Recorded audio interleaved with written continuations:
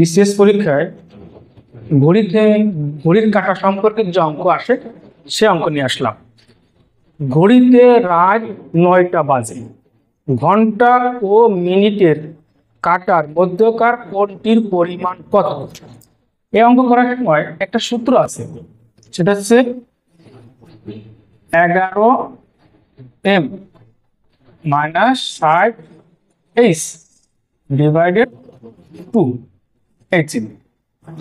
এই চিহ্ন অর্থ হচ্ছে যদি অ্যান্সারের মান বিয়োগ মাইনাস চিহ্ন আসে তাহলে সেটা ধরা যাবে না। তাহলে 11m, m মানে মিনিট, এখানে মিনিট নাই, 0। 60h, h মানে ঘন্টা 9 ডিভাইডেড 2, তাহলে এটা হচ্ছে 0 মাইনাস 6 9 54 ডিভাইডেড 2। এখন এই যে মাইনাস, এই মাইনাস চিহ্ন ধরা যাবে না, না গেলে এখানে আসছে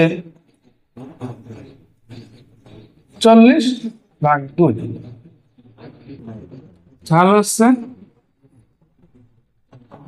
270 ডিগ্রি। এখন মনে রাখতে হবে এইটুকু ক্যালকুলেশন যদি 180 ডিগ্রি পর্যন্ত হয় তাহলে ওইটা আনসার। 180 ডিগ্রি বেশি হলে 360 থেকে বাদ যাবে। এখন এইটা তো 180 ডিগ্রি বেশি, তাহলে 360 ডিগ্রি থেকে বাদ দিলে আনসার হবে কত হয়েছে? 270। 270 180 ডিগ্রি বেশি, এই জন্য 360 থেকে বাদ দেবে। 0 90, তাহলে 90 ডিগ্রি আনসার। 90 ডিগ্রি।